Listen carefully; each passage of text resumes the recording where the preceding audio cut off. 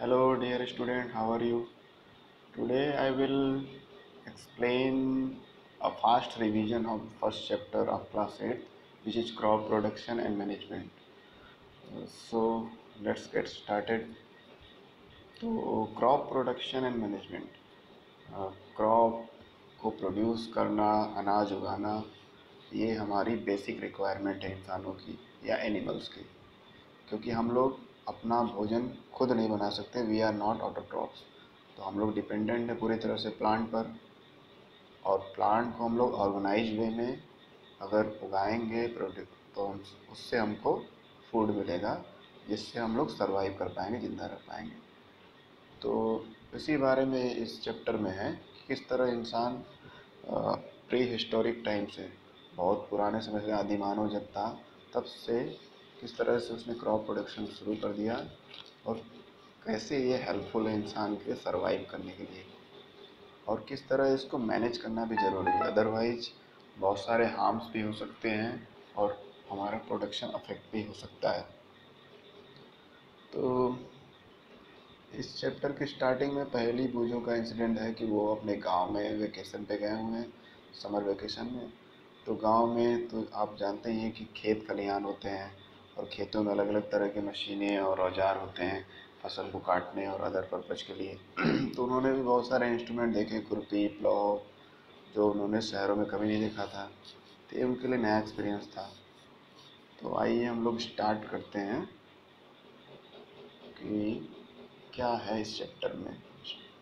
ये सब तो छोटी सी पहेली बूझों के साथ एक इंट्रोडक्शन थी। एग्रीकल्चरल प्रैक्टिसेस, यानी कृषि करना या खेती करने के लिए क्या क्या प्रैक्टिसेस हैं और कब से शुरू हुई। तो लगभग 10,000 साल पहले से, बीसी से, पीपल जो है नोमैडिक थे। नोमैडिक मतलब बंजारे टाइप उनका जीवन था, बंजारे की तरह था। कहीं एक जगह उनका परमानेंट ठिकाना नहीं था। कभी एक जगह रहते थे तो कुछ समय रहते थे, साल भर, महीने, कुछ महीने वहाँ पे खाते पीते थे, और फिर उसके बाद कोई नए जगह पे चले जाते थे, और हमेशा खाने की तलाश में और शेल्टर, रहने की, कहीं छाँव मिल जाए रहने का और खाने का व्यवस्था हो जाए। तो इसी चक्कर में पहले के आदिमानव जो थे नोमैडिक थे।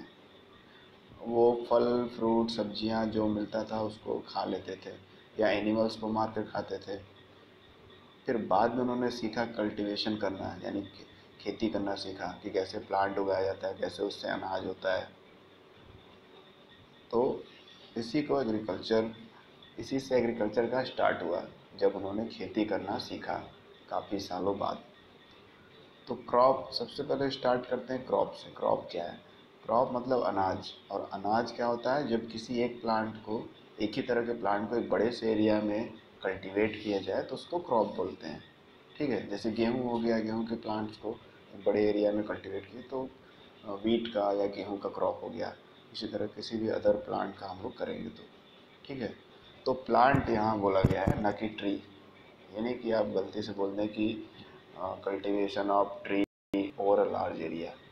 कल्टीवेशन ऑफ ए ट्री और over a large area is called horticulture. उसको बागवानी बोलते हैं। जैसे आम के पेड़ लगाना तो उससे आम का फल का बागवानी होगा। यहाँ पे प्लांट्स का बात हो रहा है, यानी जिनका हाइट बहुत छोटा होता है, उसमें वो फसलें, अनाज, दाने होते हैं। तो यहाँ प्लांट ही बोलेंगे, ट्री इनको नहीं बोलेंगे। तो क्रॉप ये हो गया। अब उसके बाद जो क्रॉप का प्रोडक्शन है या अदर चीज़ें हैं, वो डिपेंड करती हैं कि किस तरह का वहाँ का वातावरण है, सॉइल कैसा है, क्लाइमेट कैसा है, टेम्परेचर, सनलाइट, तो इस पे डिपेंड करता है। तो इसी क्लाइमेट के बेसिस पे जो क्रॉप के तीन टाइप्स, तीन कैटेगरी बनाए गए हैं कि किस सीज़न में क्या क्रॉप उगता है। सबसे पहले है खरीफ क्रॉप। खरीफ क्रॉप वो क्रॉप है जो हमारा रेनी सीजन में उगाया जाता है, यानी जून से अगस्त के महीने में, जून से लेकर सितंबर तक कह सकते हैं, ये बोया जाता है और इसको फसल को काट लिया जाता है सितंबर या अक्टूबर के स्टार्टिंग में। और इसमें सोयाबीन, ग्राउंड नट यानी मूंगफली, कॉटन यानी जो कॉटन के कपड़े बनते हैं, कॉटन यानी इसको रुई भी बोलते हैं हिंदी में, चावल, राइस को पैडी भी बोला जाता है उसके अनाज को, मेज, मक्का और बहुत सारे ऐसे फसल जो रेनी सीजन में उगते हैं उनको क्या बोला जाता है, खरीफ क्रॉप। अब आता है दूसरा season just after the rainy season, that is winter season. तो विंटर सीजन स्टार्ट हो जाता है लगभग अक्टूबर के मिडिल से या एंड से। तो अक्टूबर से लेकर के फरवरी मार्च तक का जो महीना होता है ये रबी क्रॉप का होता है। विंटर सीजन में जो क्रॉप्स उगते हैं उनको राबी क्रॉप या रबी क्रॉप भी बोलते हैं। और इसमें वीट उगाया जाता है, आप सभी जानते हैं, और चना, ग्राम, मस्टर्ड, सरसों, लिनसीड यानी एक ऑयल निकालने वाला, जैसे मस्टर्ड होता है सरसों, उसी तरह ये भी लिनसीड होता है, इससे भी ऑयल निकाला जाता है। पी, मटर एक्सेट्रा ये सब जाड़े के दिनों में उगाए जाते हैं रबी क्रॉप। फिर थर्ड कैटेगरी है जो आपके बुक में नहीं दिया है, जायद क्रॉप। जायद क्रॉप को समर क्रॉप बोलते हैं क्योंकि ये गर्मी के दिनों में या गर्मी के सीजन में उगाया जाता है। ये बहुत ही कम समय का इसका टाइम पीरियड होता है, लगभग अप्रैल से मई या जून के आसपास में इसका कल्टीवेशन और हार्वेस्टिंग सब हो जाती है। इसमें watermelon, musk melon, cucumber and other जो भी गर्मी के दिनों में वाटर जो हमारे बॉडी में पानी की कमी को पूरा करते हैं, ऐसे चीज़ें खीरा, ककड़ी, तरबूज, खरबूज ये सब उगाए जाते हैं। तो इसको जायद क्रॉप कैटेगरी रखा गया है तीसरा।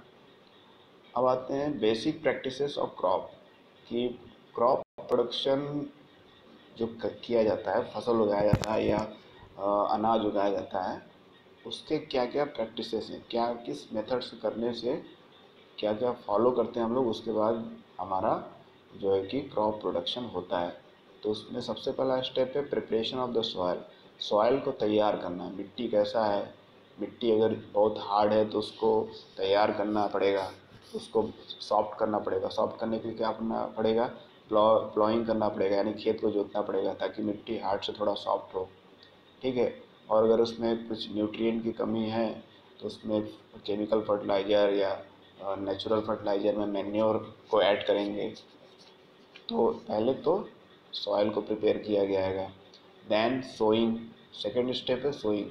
सॉइल अच्छे से प्रिपेयर हो गया यानी रेडी हो गया, उसमें अब फसल अच्छे से अगर उग सकती है तो फिर हम लोग बीजों को बोएंगे, that is called sowing. Third step है adding of manure and fertiliser. अब बीज बोने के बाद फिर अगर फसल की पैदावार मान लीजिए पिछले सीजन में किसान ने उस खेत में उगाया कुछ लेकिन अच्छी पैदावार नहीं हुई, तो ये इंडिकेट करता है कि उसमें अब फर्टिलाइज़र की ज़रूरत है, तो फर्टिलाइज़र डालेगा कंडीशन के हिसाब से, नेचुरल फर्टिलाइज़र यानी मैन्योर या फिर केमिकल फर्टिलाइज़र डालेगा। देन फर्टिलाइज़र डालने के बाद प्रोडक्शन मतलब ग्रोथ होगा और कुछ 2-4 महीने में फसल तैयार हो जाएगी। और तैयार होते समय बीच के पीरियड में क्या करना पड़ेगा, हमको पानी देना पड़ेगा पौधों को, नहीं तो बिना पानी के तो क्रॉप्स उग नहीं पाएंगे। तो हो गया ये इरिगेशन प्रोसेस, यानी watering the crops, sufficient watering, ये नहीं कि एक्स्ट्रा पानी दे दें और उनकी जड़ों से मिट्टी बह जाए और वो कमज़ोर होकर गिर जाए। तो proper amount of water should be given to the crop so that they they get proper nourishment and growth. Then protecting from the weeds. अब इसके साथ साथ जब पानी दे रहे हैं, पौधे बड़े हो रहे हैं, क्रॉप बड़ा हो रहा है, तो उसके साथ साथ अगर कुछ अनवांटेड प्लांट्स उग जा रहे हैं तो उनको भी देखना है, उनको हटाना भी है ताकि वो मिट्टी से एक्स्ट्रा न्यूट्रिएंट लेकर हमारे मेन क्रॉप के जो ग्रोथ है उसको अफेक्ट ना करें। तो उनको अलग अलग मेथड से हटाना पड़ेगा, वीडीसाइड केमिकल छिड़काव करके या हैंड पिकिंग मतलब हाथ से उखाड़ कर, जड़ से उखाड़ कर अगर कम संख्या में है, या और सारे मेथड हैं, हम लोग आगे पढ़ेंगे। फिर है हार्वेस्टिंग। अब ये सब बचाने के बाद वीड से और अदर चीज़ों से फसल हमारा फाइनली रेडी हो जाएगा क्रॉप। अब क्रॉप रेडी हो गया तो उसको हार्वेस्ट करना है, उसका कटाई करना है, जब उसका कटाई करना है फील्ड से, तो cutting of the crop from the crop field is called harvesting. और फिर हार्वेस्टिंग के बाद क्या होता है, उसमें और प्रोसेस होगा जिसमें से अनाज को अलग किया जाएगा और अनवांटेड जो चैफ है, भूसा और जो भी अनाज का दूसरा हिस्सा है उसको अलग करना है। तो हार्वेस्टिंग में ही आएगा। लास्ट स्टेज आता है स्टोरेज, कि कैसे स्टोर करेंगे जो क्रॉप हमारा प्रोड्यूस हुआ है, उसका स्टोरेज कहाँ पे करेंगे, किस तरह के टेम्परेचर पे करेंगे, तो ये सब है। तो सबसे पहले हम लोग प्रिपरेशन ऑफ द सॉयल पढ़ेंगे। प्रिपरेशन ऑफ द सॉयल, जैसा कि मैंने अभी स्टार्टिंग में ही बताया था कि सॉयल हमेशा लूज होना चाहिए, सॉफ्ट होना चाहिए, ताकि उसमें प्लांट्स का जो क्रॉप्स का ग्रोथ है ईजिली हो, उनके रूट्स ईजिली अंदर फैल पाएँ। अगर हार्ड रहेगा सॉयल तो उसके रूट्स फैल नहीं पाएंगे और उसका ग्रोथ रुक जाएगा क्रॉप का, और वो डेड हो जाएगा क्योंकि उसका प्रॉपर ग्रोथ नहीं हो पाएगा। ठीक है। और साथ में सॉफ्ट रहेगा सॉयल तो उसमें एयर भी इजीली पास होगा, क्योंकि मिट्टी में भी एयर पास आउट होता है, तो एयर भी पहुंचना बहुत ज़रूरी है। और उसके बाद अगर मिट्टी हार्ड, मतलब प्लॉइंग करने के बाद भी थोड़ी हार्ड है, तो उसमें फिर केचुए डाले जाते हैं। किसान अपने खेतों में केचुए डालते हैं, अर्थवर्म को डालते हैं, जिससे क्या होता है वो मिट्टी को सॉफ्ट कर देते हैं, तो जो फसल उगाने के लिए काफ़ी अच्छी मानी जाती है। तो इसलिए अधिकतर किसान अर्थवर्म को यूज करते हैं। इसलिए अर्थवर्म को फ्रेंड ऑफ द फार्मर बोला जाता है, फार्मर का दोस्त, किसान का दोस्त, क्योंकि वो मिट्टी को सॉफ्ट करने में बहुत हेल्प करता है। उसके बाद आता है फ्रेंड्स ऑफ फार्मर, ये हो गया है। उसके अलावा बहुत सारे लिविंग माइक्रोब्स होते हैं जो मिट्टी में न्यूट्रिएंट को बैलेंस करते हैं, जो सीजन बाई सीजन उसी मिट्टी में रहते हैं और न्यूट्रिएंट की मात्रा को बढ़ाए रखते हैं। अब उसके बाद तो ऐसा है कि मिट्टी, सॉइल का जो अपर लेयर है, टॉप लेयर, उसी में ज़्यादा न्यूट्रिएंट होते हैं, ह्यूमस होता है और बहुत सारी चीज़ें होती हैं, माइक्रोब्स होते हैं जो न्यूट्रिएंट का बैलेंस बनाए रखते हैं। इसलिए upper layer of the soil, मिट्टी का ऊपरी सतह, उसी उसी को लूज करना है, उसी में प्लांट को उगाना है, और उसको हमेशा ऊपर नीचे प्लॉइंग करके मिट्टी को मिक्सअप करते रहना है, तभी जो होगा कि ग्रोथ जो प्लांट्स का अच्छे से होगा। इसलिए टॉप सॉयल जो है, ऊपर का सॉयल, उसको सही से प्लॉइंग करना है, सॉफ्ट करना है, और हमेशा मिक्सअप करते रहना है प्लॉइंग करवा कर। प्लॉइंग या टिलिंग जो मेथड है, दोनों लगभग एक ही है, यानी खेत को जोतना, मिट्टी को सॉफ्ट करना बार बार। या तो पुराने मेथड जो हल चलाते थे किसान बैल को बांध करके, आजकल तो ट्रैक्टर वगैरह चलने लगे हैं जिसमें ऑटोमेटिक इंसान बैठेगा, चलाएगा और फटाफट काम होगा।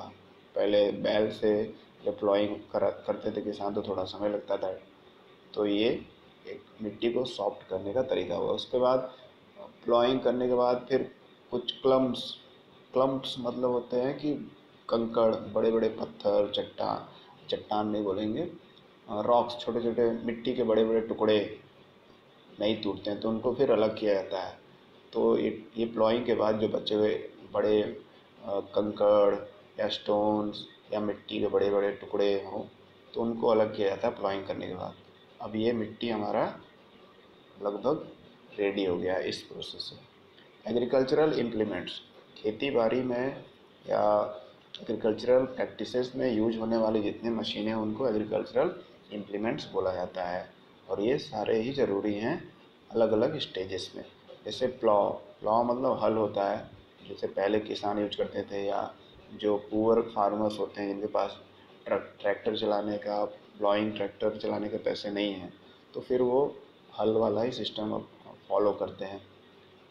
तो प्लॉ हो गया, ये एक एग्रीकल्चरल इम्प्लीमेंट है जो मिट्टी को जोतने में हेल्प करता है, और उसमें बैल का यूज किया जाता है, या कुछ कोई एनिमल का यूज करते हैं, घोड़े वगैरह या कैमल का भी यूज करते हैं जिससे प्लॉइंग करवाते हैं, लेकिन मोस्टली बैल का यूज करते हैं क्योंकि वो काफ़ी स्ट्रांग होता है।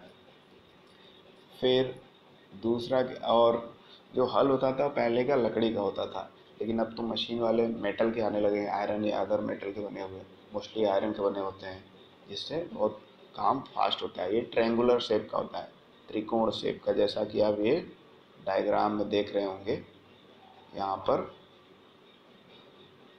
फिर हो, it is a simple tool which is use for removing weeds.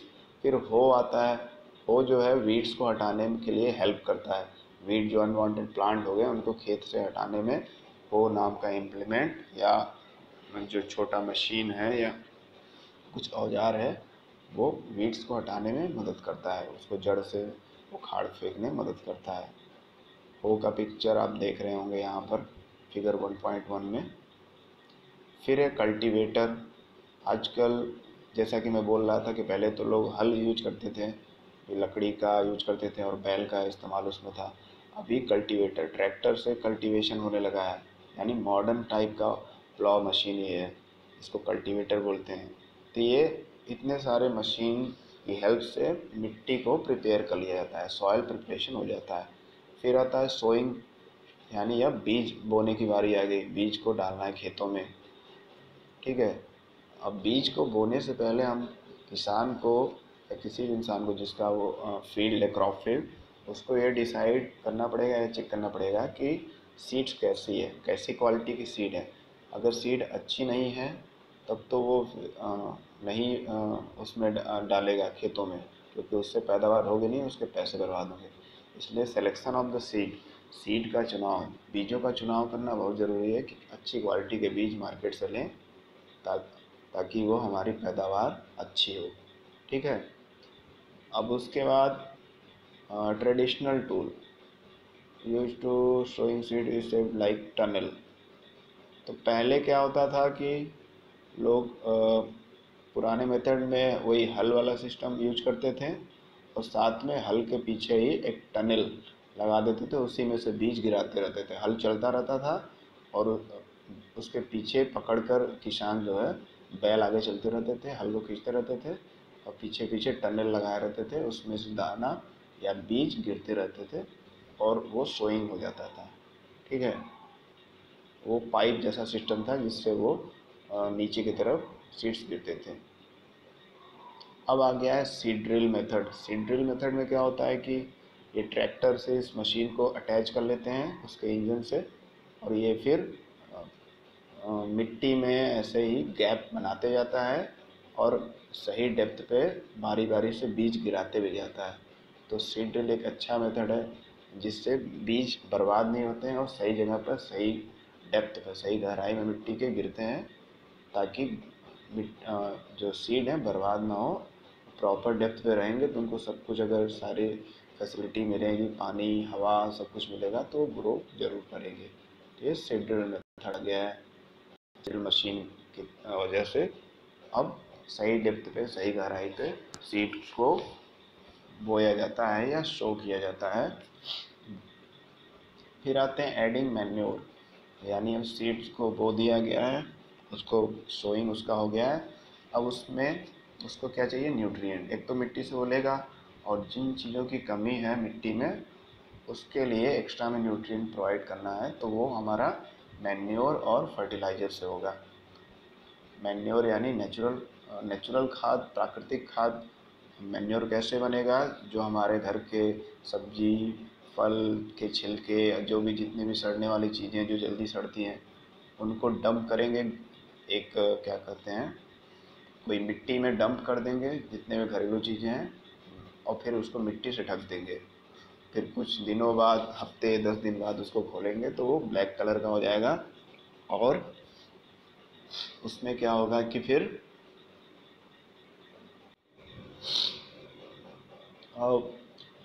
Black colour का हो जाएगा और वो एक तरह से प्राकृतिक खाद, हमारा नेचुरल फर्टिलाइज़र बन जाएगा मैन्योर, जिसमें कोई भी केमिकल्स नहीं रहेंगे और बहुत ज़्यादा वो बेनिफिशियल रहता है सॉइल के लिए। तो इस तरह से मैन्योर का यूज किया जा सकता है। ठीक है, मैन्योर के बारे में आप क्लास 6 में भी पढ़े होंगे शायद, बिल्कुल पढ़े ही होंगे, उसमें थोड़ा इंट्रोडक्शन दिया होगा। तो एक ये मेथड हो गया कि मैन्योर बना सकते हैं किसान अपने हाउस होल्ड वेस्ट से, जो घरेलू वेस्ट मटेरियल डिकम्पोज होने वाला है उसकी हेल्प से बना सकते हैं। अब उसके बाद जो है एक एक्टिविटी दिया हुआ है कि आप तीन अ, तीन खाली ग्लास लीजिए और खाली ग्लास ABCD उसको नाम रख दीजिए और उन ग्लास में क्या करिए, मूंग के दाल डाल दीजिए। जो दाल आती है मूंग की दाल, कंप्लीट दाल, उसके छिलके नहीं निकाले रहेंगे, उसको तीनों में डाल दीजिए। उसमें मिट्टी, एक में मिट्टी डाल दीजिए, इसमें गाय का गोबर रहेगा as a fertiliser, natural fertiliser. एक में मिट्टी और साथ में यूरिया यानी केमिकल फर्टिलाइज़र डाल दीजिए। और तीसरे में क्या करना है, कुछ नहीं डालना है। अब कुछ नहीं डालना है, तो ये तीन तरह के हो गए कंडीशन। अब कुछ समय बाद उसको पानी और बाकी सब चीज़ें, सनलाइट दिया जा रहा है तीनों ग्लासेस में। तो किस में पौधा बहुत तेज़ी से ग्रो करेगा बताइए, ये पूछा गया है। तो इसमें जिस ग्लास में मूंग की दाल, सॉयल और यूरिया डाला गया है वो तेज़ी से ग्रो करेगा। ठीक है।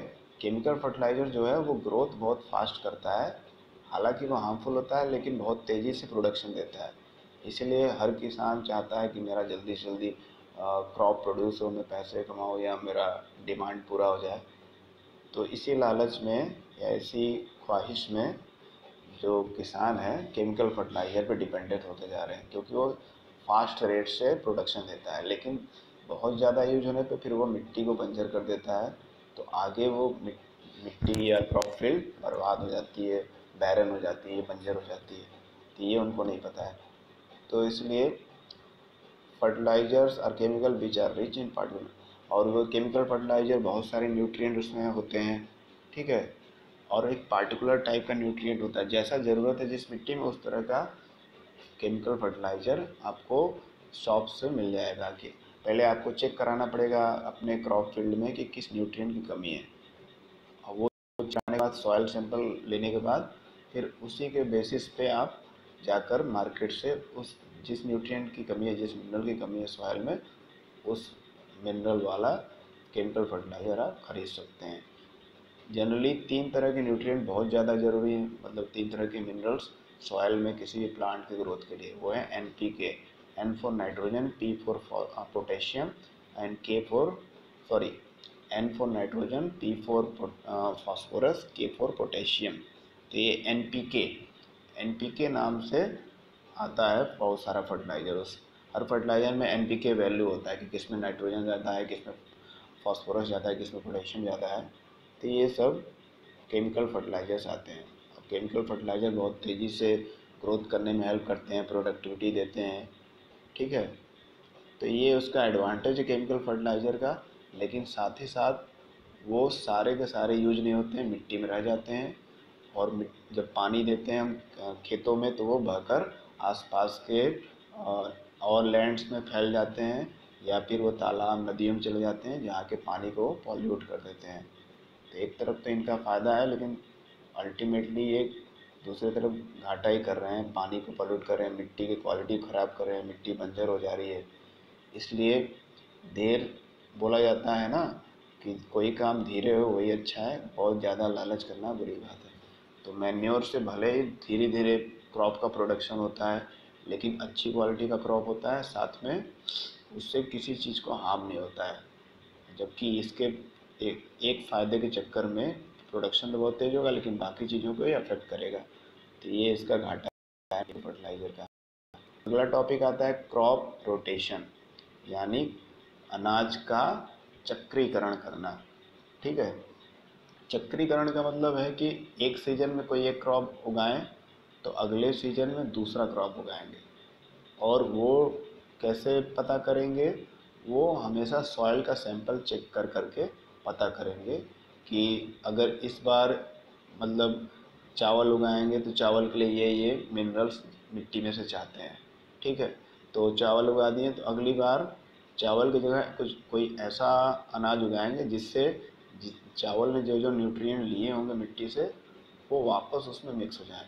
तो जैसे कि अरहर की दाल, मटर, ये सब पौधे उगाने से क्या होता है, प्लांट्स या क्रॉप उगाने से इनकी जड़ों में राइजोबियम बैक्टीरिया बहुत तेज़ी से ग्रो होता है, और फिर वो नाइट्रोजन को एटमॉस्फेयर से फिक्स कर देता है। नाइट्रोजन फिक्सेशन होता है, नाइट्रोजन साइकिल आप लोग समझे ही होंगे।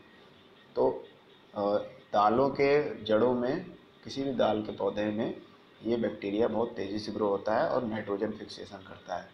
तो इसलिए अल्टरनेट सीजन में एक बार कोई और अनाज, एक बार कोई दाल की वैरायटी उगानी चाहिए, जिससे जो मिनरल का बैलेंस है सॉइल में वो बना रहे। तो इसी को क्रॉप रोटेशन बोलते हैं, यानी एक ही तरह का क्रॉप बार बार नहीं उगाना चाहिए। ये भी नहीं कि हमेशा दाल ही उगाएं, तो उससे बहुत ज़्यादा नाइट्रोजन भी नहीं चाहिए, एक ऑप्टिमम सही मात्रा चाहिए। इसलिए अल्टरनेट करके अलग अलग तरह के क्रॉप्स उगाने ज़रूरी हैं ताकि बैलेंस बना रहे। और राइजोबियम बैक्टीरिया अल्टरनेट सीजन में आकर नाइट्रोजन को बैलेंस करेगा, और उसके लिए दाल उगाना पड़ेगा हर अल्टरनेट सीजन पे, लगातार नहीं। तो यहाँ पे कुछ डिफरेंसेस दिए गए हैं फर्टिलाइज़र और मैन्योर के, जैसा आप देख पा रहे होंगे। ठीक है, फर्टिलाइज़र जैसा कि हम लोग जानते हैं केमिकल होता है, मैन मेड होता है, यानी इंसान उसको बनाता है लैब में। इनऑर्गेनिक होता है, इनऑर्गेनिक जो नेचुरल चीज़ों से ना बना हो। फिर मैन्योर जो होता है नेचुरल चीज़ से बना होता है, नेचुरल चीज़ जो बना होता है उसको ऑर्गेनिक बोलते हैं। ठीक है, तो ये ऑर्गेनिक काऊ डंग केक यानी गाय जानवरों के गोबर और अदर जो घरेलू वेस्ट मटेरियल उससे बनता है। फर्टिलाइज़र फैक्ट्री में बनता है, ये क्रॉप फील्ड में बनता है। क्रॉप फील्ड में कहीं गड्ढा करके वहाँ पे सारा वेस्ट डाल देते हैं, डंप कर देते हैं कुछ दिनों के लिए, वो हमारा तैयार हो जाता है मैन्योर। फर्टिलाइज़र जो है किसी तरह का ह्यूमस नहीं देता है। ह्यूमस मतलब एक प्राकृतिक न्यूट्रिएंट रिच मटेरियल होता है जो मिट्टी में बनता है, तो वो केवल मैन्योर दे सकता है, फर्टिलाइज़र नहीं दे सकता है। फर्टिलाइज़र बस कि जितने समय तक यूज किया जाएगा केमिकल, उतने समय तक न्यूट्रिएंट देगा, उसके बाद नहीं देगा, साथ में वो पॉल्यूशन करेगा, वो अलग। फर्टिलाइज़र जो है नाइट्रोजन, फास्फोरस और पोटेशियम एनपीके न्यूट्रिएंट से रिच होता है, एनपीके जैसा मैंने बताया था। मैन्योर जो होते हैं न्यूट्रिएंट में थोड़े कम होते हैं, इसलिए इनका यूज करते हैं तो ग्रोथ रेट काफ़ी स्लो होता है, बहुत धीरे धीरे क्रॉप प्रोडक्शन होता है, लेकिन फ़ायदेमंद होता है, इससे कोई पॉल्यूशन या बड़ा कोई इशू नहीं होता है। तो ये सब हो गई मैन्योर के। और क्या फ़ायदे हैं? Water holding capacity of the soil increase, यानी जो मिट्टी की पानी सोखने की क्षमता है या पानी को रोकने की क्षमता है उसको बढ़ाता है मैन्योर। और क्या करता है? मिट्टी को पोरस करता है, सॉफ्ट करता है, क्योंकि मैन्योर जो है नेचुरल खाद है, उसमें कीड़े और अर्थवर्म होते हैं, तो पोरस बना देते हैं, खोखला मिट्टी को सॉफ्ट बना देते हैं। और क्या है? ये इको फ्रेंडली होता है, यानी इसमें माइक्रो ऑर्गेनिज्म जो केचुआ या अदर जो ऑर्गेनिज्म है राइजोबियम, ये सब इजीली ग्रो करते हैं। जबकि केमिकल फर्टिलाइज़र डालने से सारे यूजफुल जो माइक्रोब्स हैं सॉइल में वो मर जाते हैं, उनको ग्रोथ करने के लिए वो जगह नहीं मिलता है, एटमॉस्फेयर नहीं मिलता है। तो इसलिए मैन्योर काफ़ी अच्छा है। और साथ में मैन्योर जो है मिट्टी की क्वालिटी को बरकरार रखता है। तो बहुत सारी अच्छी क्वालिटी है मैन्योर की, प्राकृतिक खाद की, तो उसी को यूज करना चाहिए। अब आते हैं इरिगेशन पे। इरिगेशन का मतलब होता है पौधों को या प्लांट्स को या क्रॉप्स को पानी देना है सफिशिएंट मात्रा में, ताकि उनका ग्रोथ होता रहे। और इरिगेशन बहुत ज़्यादा ज़रूरी है, एसेंशियल पार्ट है। बिना पानी पाए पौधे तो उगेंगे नहीं, इसलिए इरिगेशन बहुत ज़रूरी है। अब सोर्सेस ऑफ इरिगेशन, इरिगेशन के क्या क्या सोर्स है, कैसे कैसे दिया जा सकता है पानी? तो कुएं से, ट्यूबवेल से, पॉन्ड से, तालाब से, झील से, लेक, रिवर, डैम, डैम से कोई आसपास का डैम है तो वहाँ से, कैनल से, नहरों से, बहुत सारे साधन हैं जिससे पानी खेतों में दिया जाता है। अब इसमें इरिगेशन मेथड पे आते हैं तो दो तरह के इरिगेशन मेथड, एक ट्रेडिशनल मेथड है, यानी जो परंपरागत पुराने मेथड इस्तेमाल होते आए हैं भारत में। वो क्या है कि पुली सिस्टम, मोट सिस्टम बोलते हैं, जिसको रहट बोलते हैं हिंदी में। उसमें क्या होता है कि कुएं से पानी पुली के द्वारा खींचा जाता है और फिर उसको एक नाली जैसे में, नाली जैसा स्ट्रक्चर रहता है, उसमें उड़ेल दिया जाता है पानी। फिर वो नाली खेतों में होते होते जाती है और पानी धीरे धीरे फैलता रहता है। ये काफ़ी एफर्ट लगाने वाला, बहुत मेहनत वाला काम था। और चेन पंप, चेन पंप में मतलब कि ये मशीन रहता था अंडर, मतलब एक ट्यूबवेल टाइप का ही, इसको अंदर से चालू कर लेते थे और उसमें से पाइप कनेक्ट कर देते थे खेतों के लिए। खेतों को जाने के लिए नाली जैसा बना देते थे, तो पाइप से पानी सीधे नाले में गिरता था और नाले से सीधे खेतों में जाता था। तो एक तो था इंसानों द्वारा हाथ से कुएं से निकालते थे, मोट सिस्टम था। फिर चेन पंप आ गया, यानी अब मशीन से हो गया, लेकिन सिस्टम वही था डिस्ट्रीब्यूशन का, पानी फैलाने का। कोई नाले में से, मतलब नाला जैसा स्ट्रक्चर बना रहता था, उसी से पानी पूरे खेतों में फैलता था। फिर ढेकली सिस्टम आ गया, मतलब ढेकली सिस्टम था। तो और फिर रहट सिस्टम, जो बैल ऐसे घूमता रहता था चारों, मतलब 360 डिग्री। और एक पानी से भरा हुआ टैंक था, उसमें बहुत सारे कंटेनर घूमते रहते थे, भराते रहते थे और दूसरी तरफ गिरते रहते थे। और फिर वो नाली के जैसा स्ट्रक्चर से पानी बहते हुए खेतों में पहुंचता था। तो ये सब पुराने परंपरागत तरीके थे किसी न किसी तरह से खेतों में पानी पहुंचाने के लिए। फिर आ गया मॉडर्न मेथड। अब पुराने परंपरागत तरीकों में क्या है कि पंप सिस्टम था थोड़ा एडवांस, जिसमें बिजली का यूज करके, पावर का यूज करके पानी को ऊपर खींचा जाता था ट्यूबवेल से और फिर सप्लाई किया जाता था। लेकिन बाकी सिस्टम में बहुत ज़्यादा एफर्ट, बहुत सारा समय लगता था और बहुत सारा पानी वेस्ट भी होता था। तो अब आ गया मॉडर्न मेथड। मॉडर्न मेथड में इस चीज़ का ध्यान दिया गया है कि पानी जो है कम से कम वेस्ट हो और पौधों तक सफिशिएंट मिल भी जाए। तो स्प्रिंकलर मेथड है। स्प्रिंकलर मेथड में क्या होता है कि कुएं से या ट्यूबवेल से कनेक्टेड रहेगा पूरे खेत में, और हर जगह अंडरग्राउंड स्प्रिंकलर, पानी छिड़काव करने वाला ट्यूब लगा रहेगा। तो जैसे ही मशीन चालू होगा, पानी नीचे से ऊपर आएगा और फिर खेत को कहीं कहीं जहाँ जहाँ वो स्प्रिंकलर लगा वहाँ से पानी छिड़केगा 360 डिग्री घूमते हुए, और पौधों को सफिशिएंट पानी मिलेगा। उसमें धीरे धीरे पानी निकलेगा जितना की ज़रूरत है, बहुत ज़्यादा पानी नहीं गिरेगा। फिर ड्रिप इरिगेशन सिस्टम और भी उससे बेटर है, स्प्रिंकलर से ज़्यादा बेटर है, लेकिन ये थोड़ा सा कॉस्टली मेथड है, क्योंकि इसके लिए पूरे खेत में पाइप सिस्टम बिछाना पड़ेगा। हर एक कतार में जो रो है, जिसमें हज़ारों या सैकड़ों पौधे लगे हुए हैं एक रो में, तो हर एक रो में पाइप सिस्टम बिछाना पड़ेगा और हर एक पौधे के पास होल होना चाहिए। उस पाइप में होल होना चाहिए जहाँ भी पौधा है। जैसे ही पानी खींच करके ऊपर आएगा मशीन के द्वारा, तो वो निकलेगा और उस होल के थ्रू, जो पाइप में है उसके through drop by drop plants के रूट्स पे डायरेक्टली गिरेगा, इधर उधर उसके पत्तों पे नहीं गिरेगा फालतू में वेस्ट होने के लिए।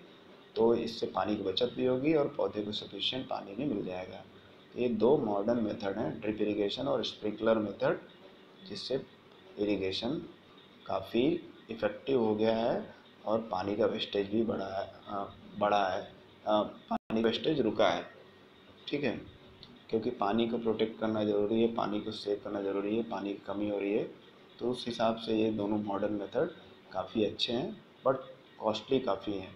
इसमें रिच फार्मर तो इजीली अफोर्ड कर सकते हैं, लेकिन पुअर फार्मर्स को प्रॉब्लम हो सकती है। Protection from the weeds. अब जब फसल उग रही है, इरिगेशन हो गया है, तो बीच बीच में अनवांटेड प्लांट्स आ जा रहे हैं, तो फिर वीड्स, उनको हटाने के लिए क्या करना पड़ेगा? बहुत सारे मेथड हैं। या तो सिंपली हटाएं उनको, तो वीडिंग बोलते हैं, यानी उनको जड़ से उखाड़ कर फेंकना हाथों से, या किसी खुरपी या कोई हो मशीन लेकर के, छोटा सा हाथ से यूज करने वाला, तो उसको वीडिंग बोलते हैं, weeding process. Removing of the weeds from the crop field is called weeding.